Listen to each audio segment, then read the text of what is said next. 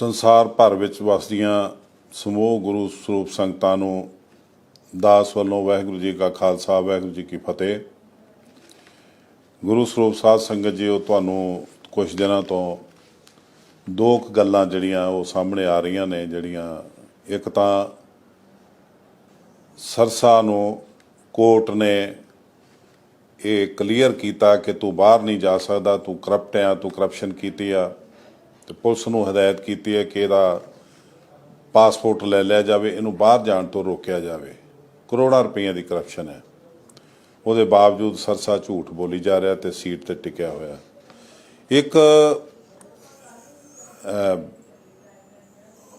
ਹਰਪ੍ਰੀਤ ਸਿੰਘ ਨੇ ਜਥੇਦਾਰ ਦੇ ਤੌਰ ਤੇ ਮੀਟਿੰਗ ਬੁਲਾਈ ਅਕਾਲ ਤਖਤ ਸਾਹਿਬ ਤੇ ਉਹਦੇ ਵਿੱਚ ਕੁਝ ਜਿਹੜੇ ਵੀ ਲੋਕ ਆਏ, ਬਾਦਲ ਦੇ ਪੰਥਕ ਲੋਕ, ਉਹਨਾਂ ਦੇ ਵਿੱਚ ਇੱਕ ਪੁਲਿਸ ਅਫਸਰ ਆਇਆ ਖਟੜਾ, ਉਹਨੇ ਇੱਕ ਭਾਸ਼ਣ ਕੀਤਾ 1 ਘੰਟੇ ਦਾ। ਉਹਨੂੰ ਸੁਣ ਕੇ ਬੀਬੀ ਜਗੀਰ ਕੌਰ ਨੇ ਆਪਣਾ ਭਾਸ਼ਣ ਕੀਤਾ।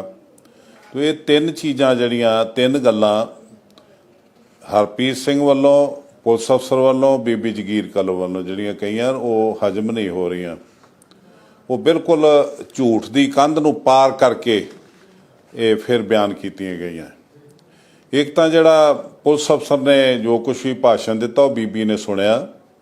ਪੁਲਿਸ ਅਫਸਰ ਨੇ ਬਿਆਨ ਦਿੱਤਾ ਕਿ ਇਹ ਜਿਹੜਾ ਦੋਸ਼ੀ ਸੀ ਬਰਗਾੜੀ ਕਾਂਡ ਦਾ, ਉਹ ਸਿੱਖ ਬੱਚੇ ਸੀ ਤੇ ਪ੍ਰਚਾਰਕ ਸੀ, ਕਿਉਂਕਿ ਉਹਨਾਂ ਨੇ ਧਰਨੇ ਲਾਏ। ਤੋ ਪੁਲਿਸ ਅਫਸਰ ਨੇ ਇਹ ਨਹੀਂ ਦੱਸਿਆ ਕਿ ਉਹਨੇ 5 ਸਾਲਾਂ ਦੇ ਵਿੱਚ ਜਿਹੜੀ ਇਨਵੈਸਟੀਗੇਸ਼ਨ ਕੀਤੀ ਉਹ 'ਚ ਫਿਰ ਫੜਿਆ ਕਿਉਂ ਨਹੀਂ, ਤੁਸੀਂ ਜਿਹੜੇ ਦੋਸ਼ੀ ਸੀ ਉਹਨਾਂ ਨੂੰ ਕਿਉਂ ਨਹੀਂ ਫੜਿਆ। ਪੁਲਿਸ ਅਫਸਰ ਇਹ ਨਹੀਂ ਦੱਸਦਾ ਕਿ ਧਰਨੇ ਤੇ ਬੈਠਣ ਵਾਲਿਆਂ ਨੂੰ ਗੋਲੀ ਕਿਹਨੇ ਮਾਰੀ, ਗੋਲੀਆਂ ਨਾਲ ਵਿੰਨਣ ਵਾਲੇ ਨੂੰ ਸਨਮਾਨਿਤ ਕਿਉਂ ਕੀਤਾ ਗਿਆ ਪ੍ਰਬੰਧਕ ਕਮੇਟੀ 'ਚ, ਇਹ ਪੁਲਿਸ ਅਫਸਰ ਨਹੀਂ ਦੱਸਦਾ ਤੇ ਨਾ ਹੀ ਬੀਬੀ ਦੱਸਦੀ ਹੈ। ਬੀਬੀ ਤੇ ਇੱਥੋਂ ਤੱਕ ਕਹਿੰਦੇ ਆ ਕਿ ਇੱਕ ਮਾਂਝੀ ਸਾਂਝੀ ਵਰਗੇ ਪ੍ਰਚਾਰਕਾਂ ਨੇ ਧਰਨੇ ਲਾਏ ਤੇ ਉਹਨਾਂ ਨੇ ਇਹ ਦੋਸ਼ੀ ਨੇ, ਧਰਨਾ ਲਾਉਣ ਵਾਲੇ ਦੋਸ਼ੀ ਨੇ, ਧਰਨੇ ਲਾਉਣ ਵਾਲਿਆਂ ਤੇ ਗੋਲੀ ਚਲਾ ਕੇ ਵਿੰਨਣ ਵਾਲੇ ਦੋਸ਼ੀ ਨਹੀਂ। ਵਿੰਨਣ ਵਾਲੇ ਪੁਲਿਸ ਅਫਸਰਾਂ ਨੂੰ ਹੁਕਮ ਦੇਣ ਵਾਲਾ ਬਾਦਲ ਦੋਸ਼ੀ ਨਹੀਂ। ਬੀਬੀ ਜੀ, ਤੁਸੀਂ ਕਿਹਨੂੰ ਬੇਵਕੂਫ ਬਣਾ ਰਹੇ ਹੋ? ਪ੍ਰਕਾਸ਼ ਸਿੰਘ ਬਾਦਲ ਦੇ ਪੁੱਤਰ ਨੇ ਰਾਮ ਰਹੀਮ ਦਾ ਕੇਸ ਵਾਪਸ ਲਿਆ, ਜਿਹੜਾ ਗੁਰੂ ਗੋਬਿੰਦ ਸਿੰਘ ਜੀ ਦਾ ਲਿਬਾਸ ਪਾ ਕੇ ਉਹਨੇ ਕੁਕਰਮ ਕੀਤਾ ਸੀ, ਉਹ ਦੋਸ਼ੀ ਨਹੀਂ। ਤੁਸੀਂ ਬੀਬੀ ਜੀ ਸੰਗਤ ਦੀਆਂ ਅੱਖਾਂ 'ਚ ਘਾਟਾ ਨਹੀਂ ਪਾ ਸਕਦੇ। ਤੁਸੀਂ ਨਵੇਂ ਸਿਰਿਓਂ ਪ੍ਰਕਾਸ਼ ਸਿੰਘ ਬਾਦਲ ਨੂੰ ਪੰਥਕ ਬਣਾ ਕੇ ਪੰਥ ਦਾ ਗਲ ਨਹੀਂ ਘੁੱਟ ਸਕਦੇ, ਨਾ ਹੀ ਤੁਹਾਡਾ ਜਥੇਦਾਰ। ਇਹ ਜਥੇਦਾਰ ਹਰਪ੍ਰੀਤ ਸਿੰਘ ਦੱਸੂਗਾ ਕਿ ਇਹ ਪ੍ਰਕਾਸ਼ ਸਿੰਘ ਬਾਦਲ ਨੇ ਆਪਣੀ ਸਰਕਾਰ ਦੇ ਵਿੱਚ ਕਮਿਸ਼ਨ ਬਣਾਇਆ, ਸਿੱਟ ਬਣਾਈ, ਕਿਸੇ ਨੂੰ ਮੰਨਿਆ, ਕਿਸੇ ਸਿੱਟ ਨੂੰ, ਕਿਸੇ ਕਮਿਸ਼ਨ ਨੂੰ ਮਾਨਤਾ ਦਿੱਤੀ? ਪ੍ਰਬੰਧਕ ਕਮੇਟੀ ਬਾਦਲ ਤੇ ਅਕਾਲ ਤਖਤ ਇਕੱਠੇ ਚੱਲਦੇ ਰਹੇ। ਬਾਦਲ ਦੇ ਕਹੇ ਤੇ ਅਕਾਲ ਤਖਤ ਤੇ 5 ਗ੍ਰੰਥੀਆਂ ਨੇ ਉਹਦੀ ਕੋਠੀ ਆ ਕੇ ਰਾਮ ਰਹੀਮ ਨੂੰ ਮਾਫੀ ਦਿੱਤੀ। ਉਸ ਮਾਫੀ ਨੂੰ ਜਸਟੀਫਾਈ ਕਰਨ ਲਈ 96 ਲੱਖ ਦੇ ਇਸ਼ਤਿਹਾਰ ਕਮੇਟੀ ਨੇ ਦਿੱਤੇ। ਬੀਬੀ ਜੀ, 96 ਲੱਖ ਰੁਪਈਆ, 10 ਲੱਖ ਸਿੱਖ ਜਦੋਂ ਮੱਥਾ ਟੇਕਦੇ ਤਾਂ ਪੂਰਾ ਹੁੰਦਾ। ਤੁਸੀਂ ਪਾਣੀ ਦੀ ਤਰ੍ਹਾਂ ਬਹਾਇਆ।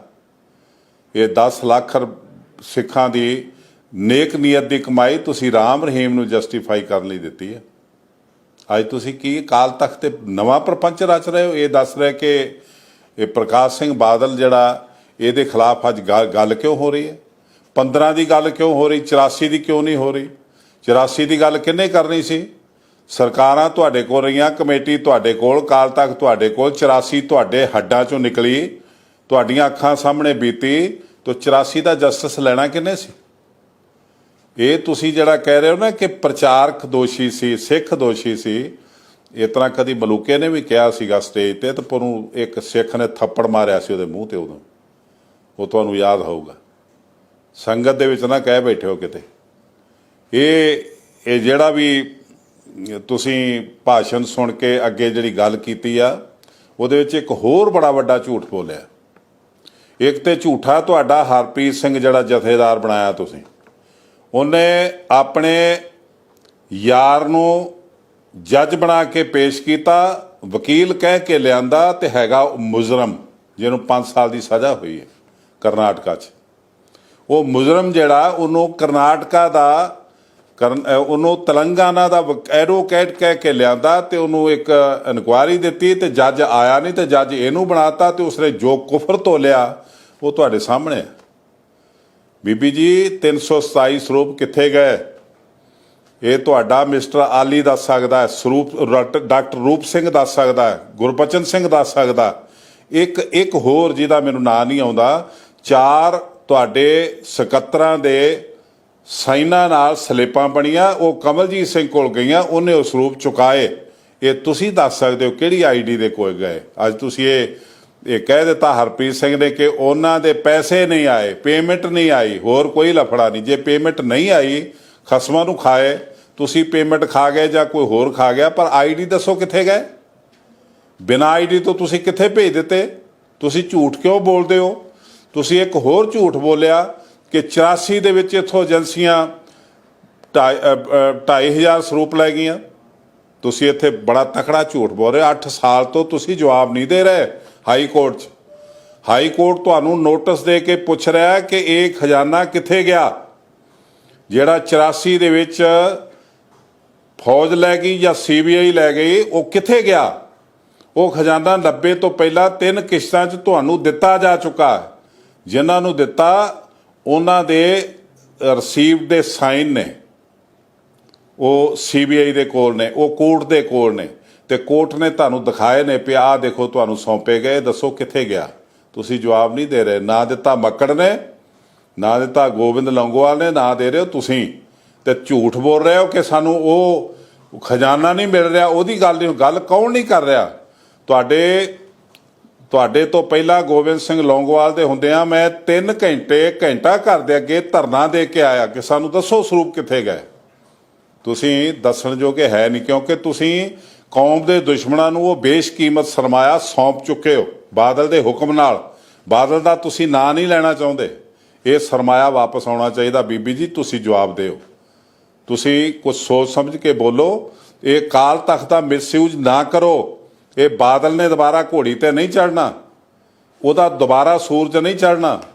ਇਹ ਕੌਮ ਨੂੰ ਜ਼ਿਆਦਾ ਘੱਟੇ ਕੌਡੀਆਂ ਨਾ ਰਲਾਓ। ਜਿੰਨਾ ਕੁ ਤੁਸੀਂ ਖਾ ਲਿਆ ਸਬਰ ਕਰੋ। ਇੱਕ ਤੁਹਾਡਾ ਉਹ ਪਿਆਦਾ ਸਰਸਾ ਜਿਹੜਾ ਝੂਠ ਤੇ ਝੂਠ ਬੋਲੀ ਜਾ ਰਿਹਾ, ਝੂਠ ਤੇ ਝੂਠ ਬੋਲੀ ਜਾ ਰਿਹਾ।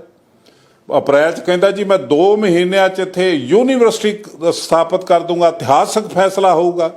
2 ਮਹੀਨਿਆਂ 'ਚ ਇੱਕ ਤੇ ਯੂਨੀਵਰਸਿਟੀ ਦੀ ਉਹ ਦਿੱਲੀ 'ਚ ਜਗ੍ਹਾ ਕਿੱਥੋਂ ਲਿਆਊਗਾ? ਇੱਕ ਪੈਸਾ ਕਿੱਥੋਂ ਲਿਆਊਗਾ? ਬੀਬੀ ਜੀ ਤੁਸੀਂ ਉਹਨੂੰ ਕਿਉਂ ਨਹੀਂ ਦੱਸਦੇ ਕਿ ਅਸੀਂ ਜਿਹੜੀ ਯੂਨੀਵਰਸਿਟੀ ਗੁਰੂ ਗ੍ਰੰਥ ਸਾਹਿਬ ਜੀ ਦੇ ਨਾਂ ਦੀ ਬਣਾਈ ਸੀ ਅਰਬਾਂ ਰੁਪਈਆ ਲਾ ਕੇ, ਉਹ ਬੰਦ ਪਈ ਆ ਸਾਲ ਤੋਂ। ਸਾਡੇ ਕਾਲਜ ਬੰਦ ਪਏ ਨੇ, ਉਹ ਚੱਲ ਨਹੀਂ ਰਹੇ।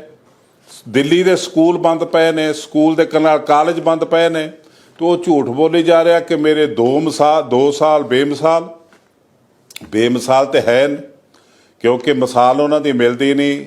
ਲੱਖੀ ਸ਼ਾਹ ਵਣਜਾਰਾ ਹਾਲ ਹੋਵੇ ਜਿੱਥੇ ਗੁਰੂ ਤੇਗ ਬਹਾਦਰ ਸਾਹਿਬ ਦਾ ਅੱਜ ਅੰਤਮ ਸੰਸਕਾਰ ਹੋਇਆ ਹੋਵੇ, ਤਾਂ ਲੱਖੀ ਸ਼ਾਹ ਵਣਜਾਰਾ ਹਾਲ 'ਚ ਨਾਈ ਸਿਰ ਮੁੰਨਣ, ਲੱਖੀ ਸ਼ਾਹ ਵਣਜਾਰਾ ਹਾਲ 'ਚ ਫਿਲਮੀ ਗਾਣੇ ਚੱਲਣ, ਇਹ ਬੇਮਿਸਾਲ ਹੀ ਗੱਲ ਕਹੀ ਜਾ ਸਕਦੀ ਹੈ।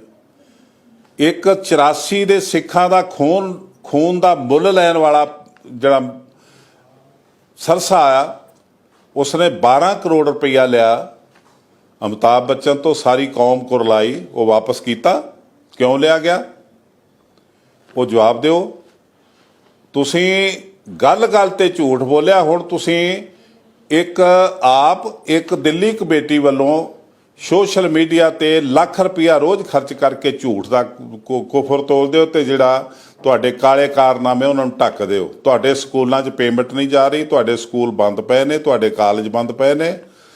ਜਾਂ ਤੁਸੀਂ ਇਹ ਦੱਸੋ ਕੋਈ ਈਸਾਈ ਭਾਈਚਾਰੇ ਦਾ ਅਦਾਰਾ ਬੰਦ ਹੋਵੇ, ਕੋਈ ਕਾਲਜ ਬੰਦ ਹੋਵੇ, ਕੋਈ ਹਸਪੀਟਲ ਬੰਦ ਹੋਵੇ, ਜਾਂ ਦੱਸੋ ਆਰੀਆ ਸਮਾਜ ਭਾਈਚਾਰੇ ਦਾ ਕੋਈ ਕਾਲਜ ਬੰਦ ਹੋਵੇ, ਹਸਪੀਟਲ ਬੰਦ ਹੋਵੇ, ਸਕੂਲ ਬੰਦ ਹੋਵੇ। ਫਿਰ ਸਾਡੇ ਕਿਉਂ ਕਾਲੀ ਕੀੜੀ ਪਈ ਹੈ? ਤੁਸੀਂ ਕਿਉਂ ਕੌਮ ਨੂੰ ਗੁੰਮਰਾਹ ਕਰ ਰਹੇ ਹੋ? ਮੈਂ ਤੇ ਹੁਣ ਬਾਰ-ਬਾਰ ਸਿੱਖ ਕੌਮ ਨੂੰ ਹੀ ਇਹ ਅਪੀਲ ਕਰਦਾ ਕਿ ਇਹ ਅਕਾਲ ਪੁਰਖ ਸੱਚੇ ਵਾਹਿਗੁਰੂ ਦੇ ਡਰ ਤੋਂ, ਉਹਦੇ ਭੈ ਭਾਵਨੀ 'ਚ ਰਹਿ ਕੇ ਇਹਨਾਂ ਨੂੰ ਦਰਕਨਾਰ ਕਰੋ। ਇਹ ਜੇ ਇਹਨਾਂ ਨੇ ਜਿਹੜੀ ਹਨੇਰੀ ਗੁਫਾ ਦੇ ਵਿੱਚ ਸਿੱਖ ਕੌਮ ਨੂੰ ਸੁੱਟ ਦਿੱਤਾ, ਉਹਦੇ ਚੋਂ ਨਿਕਲਣ ਦਾ ਰਸਤਾ ਹੁਣ ਬਣਿਆ। ਇਸ ਨੂੰ ਕੱਢ ਲਓ। ਇਹਦਾ ਰਸਤਾ ਸਭ ਤੋਂ ਪਹਿਲਾਂ ਦਿੱਲੀ ਤੋਂ ਸ਼ੁਰੂ ਹੁੰਦਾ। ਦਿੱਲੀ ਦੇ ਵਿੱਚ 22 ਤਰੀਕ ਨੂੰ ਇਲੈਕਸ਼ਨ ਹੋਣੇ ਨੇ, ਉੱਥੇ ਸਾਡੀ ਸਪੋਰਟ ਕਰੋ। ਉੱਥੇ ਸਾਡੀ ਸਪੋਰਟ ਕਰਕੇ ਹਰ ਤਰੀਕੇ ਨਾਲ ਸਪੋਰਟ ਕਰੋ, ਹਰੇਕ ਸਿੱਖ ਸਪੋਰਟ ਕਰੇ। ਸਾਡੇ ਨਾਲ ਸਹਿਮਤ ਹੋ ਕੇ ਅਸੀਂ ਰਲ ਮਿਲ ਕੇ ਪੰਜਾਬ ਦੇ ਵਿੱਚ ਅਕਾਲ ਤਖਤ ਸਾਹਿਬ ਤੇ ਪ੍ਰਬੰਧਕ ਕਮੇਟੀ ਤੇ ਸ਼੍ਰੋਮਣੀ ਅਕਾਲੀ ਨੂੰ ਬਚਾਉਣ ਵਾਲੇ ਪਾਸੇ ਨੂੰ ਤੋਰੀਏ। ਸਾਡੇ ਕੋਲ ਬੜੇ ਬੜੇ ਵੱਡੇ ਦਾਨਸ਼ਵਰ ਸਿੱਖ, ਡਾਕਟਰ ਇੰਦਰਜੀਤ ਸਿੰਘ ਵਰਗੇ ਚੇਅਰਮੈਨ ਵਰਗੇ ਸਿੱਖ ਅਜੇ ਵੀ ਮੌਜੂਦ ਨੇ। ਅਸੀਂ ਉਹੋ ਜਿਹੇ ਸਿੱਖਾਂ ਨੂੰ ਅਗਵਾਈ ਦੇ ਕੇ ਇਹ ਪ੍ਰਬੰਧਕ ਕਮੇਟੀ ਦੇ ਵਿੱਚ ਜਿਹੜੇ ਲੋਟੂ ਟੋਲਾ ਲਿਆ ਕੇ, ਜਿਹੜਾ ਵੀ ਲੁੱਟਣ ਵਾਲਾ ਪ੍ਰਧਾਨ ਬਾਦਲ ਨੂੰ ਪੈਸੇ ਦਿੰਦਾ ਉਹਨੂੰ ਲਿਆ ਕੇ ਪ੍ਰਧਾਨ ਬਣਾ ਦਿਓ। ਫਿਰ ਜ਼ਮੀਨਾਂ ਵੇਚਦਾ, ਤਬਾਦਲੇ ਕਰਾਉਂਦਾ, ਉਹ 'ਚੋਂ ਕਮਿਸ਼ਨ ਖਾਂਦਾ ਤੇ ਉਹ ਬਾਦਲ ਨੂੰ ਵੀ ਦਿੰਦਾ ਤੇ ਆਪ ਵੀ ਖਾਂਦਾ। ਅਸੀਂ ਲੁੱਟੇ ਜਾ ਰਹੇ ਹਾਂ। ਸਾਡਾ ਸਰਮਾਇਆ ਜਿਹੜੀ ਹੱਥ ਲਖਤ ਗ੍ਰੰਥ ਸੀਗੇ ਉਹ ਕਮੇਟੀ ਦੇ ਚੁੱਕੀ ਆ ਕਿਸੇ ਨੂੰ। ਪ੍ਰਬੰਧਕ ਕਮੇਟੀ ਨੂੰ ਹਾਈ ਕੋਰਟ ਪੁੱਛ ਰਿਹਾ, ਜਵਾਬ ਨਹੀਂ ਦੇ ਰਿਹਾ। ਬੀਬੀ ਝੂਠ ਬੋਲਦੀ ਆ ਅਕਾਲ ਤਖਤ ਸਾਹਿਬ ਤੇ। ਚੰਗੀ ਗੱਲ ਇਹ ਆ ਕਿ ਸਾਧ ਸੰਗਤ ਜੀ, ਮੈਂ ਤੁਹਾਡੀ ਕਚਹਿਰੀ 'ਚ ਕੈਮਰੇ ਦੇ ਸਾਹਮਣੇ ਕਹਿ ਰਿਹਾ ਕਿ ਬੀਬੀ ਦੇ ਵਿੱਚ ਜਾਂ ਇਹਦੇ ਬਾਦਲ ਦੇ ਗ੍ਰੰਥੀ ਵਿੱਚ ਜਾਂ ਬਾਦਲ ਵਿੱਚ ਕੋਈ ਦਮ ਆ ਜਾਂ ਸੱਚ ਆ, ਤੇ ਘੰਟਾ ਘਰ ਦੇ ਸਾਹਮਣੇ ਓਪਨਲੀ ਪ੍ਰੈਸ ਕਾਨਫਰੰਸ ਕਰਨ। ਅਸੀਂ ਉੱਥੇ ਹਾਜ਼ਰ ਹੋਵਾਂਗੇ। ਉੱਥੇ ਸਾਡੀਆਂ ਗੱਲਾਂ ਦਾ ਜਵਾਬ ਦਿਓ ਤੇ ਤੁਸੀਂ ਉਹਦਾ ਨਿਰਣਾ ਕਰੋ। ਇਹਨਾਂ ਨਹੀਂ ਦੇਣਾ ਜਵਾਬ, ਇਹਨਾਂ ਨਹੀਂ ਸਾਹਮਣੇ ਆਉਣਾ, ਤੁਸੀਂ ਇਹ ਨਿਰਣਾ ਕਰ ਲਓ ਕਿ ਇਹਨਾਂ ਨੂੰ ਅਸੀਂ ਗੁਰੂ ਘਰ ਚੋਂ ਕੱਢਣਾ। ਤੇ ਉਹ ਕੱਢਣ ਲਈ 22 ਤਰੀਕ ਨੂੰ ਇਲੈਕਸ਼ਨ ਹੋ ਰਹੇ ਨੇ, VOTING ਹੋ ਰਹੀ ਦਿੱਲੀ 'ਚ। ਉੱਥੋਂ ਇੱਕ ਗੇਟ ਖੁੱਲ੍ਹਦਾ। ਉਹ ਜਦੋਂ ਗੇਟ ਖੁੱਲ੍ਹ ਗਿਆ, ਤੁਸੀਂ ਸਾਡੇ ਹੱਕ 'ਚ ਖਲੋ ਗਏ, ਫਿਰ ਅਸੀਂ ਦਿੱਲੀ ਤੋਂ ਪੰਜਾਬ ਤੱਕ ਦਾ ਸਫ਼ਰ ਆਸਾਨੀ ਨਾਲ ਤੈਅ ਕਰਾਂਗੇ। ਇਹ ਮੈਂ ਇਹੀ ਬੇਨਤੀ ਕਰਦਾ ਹੋਇਆ ਤੁਹਾਡੇ ਤੋਂ ਖਿਮਾ ਚਾਹੁੰਦਾ। ਆਪਣੀ ਕੌਮ ਲਈ, ਆਪਣੇ ਧਰਮ ਲਈ, ਆਪਣੇ ਗੁਰੂ ਲਈ ਕਮਿਟਮੈਂਟ ਰੱਖੋ, ਵਫਾ ਰੱਖੋ ਤੇ ਉਹਦੀ ਕਮਿਟਮੈਂਟ ਦੇ ਵਿੱਚ ਆਪਣਾ ਯੋਗਦਾਨ ਪਾਓ। ਇਹ ਜਿਹੜੇ ਝੂਠ ਬੋਲਦੇ ਨੇ ਅਕਾਲ ਤਖਤ ਤੇ, ਇਹ ਨਿਭਣ ਵਾਲੇ ਨਹੀਂ। ਕਦੀ ਸ਼ਾਹ ਹੁਸੈਨ ਨੇ ਕਿਹਾ ਕਿ ਕਾਲੇ ਪੱਟ ਨਾ ਚੜੇ ਸਫੇਦੀ, ਕਾਖ ਨਾ ਥੀਂਦੇ ਬੱਗੇ। ਕਾਲੇ ਰੇਸ਼ਮ ਨੂੰ ਕਦੀ ਚਿੱਟਾ ਰੰਗ ਨਹੀਂ ਚੜਦਾ, ਕਾਲਾ ਕਾਂ ਕਦੀ ਚਿੱਟਾ ਨਹੀਂ ਹੋਇਆ। ਕਾਲੇ ਪੱਟ ਨਾ ਚੜੇ ਸਫੇਦੀ, ਕਾਗ ਨਾ ਥੀਂਦੇ ਬੱਗੇ। ਸ਼ਾਹ ਹੁਸੈਨ ਸ਼ਹਾਦਤ ਪਾਏ ਨੇ ਜਿਹੜੇ ਮਰਨ ਮਿੱਤਰਾਂ ਦੇ ਅੱਗੇ। ਜਿਸ ਪਿਆਰੇ ਸਿਉ ਨੇਹ ਤਿਸ ਅੱਗੇ ਮਰ ਚੱਲੀਏ, ਤ੍ਰਿਗ ਜੀਵਨ ਸੰਸਾਰ ਤਾਕੇ ਪਾਛੇ ਜੀਵਣਾ। ਵਾਹਿਗੁਰੂ ਜੀ ਕਾ ਖਾਲਸਾ, ਵਾਹਿਗੁਰੂ ਜੀ ਕੀ ਫਤਿਹ।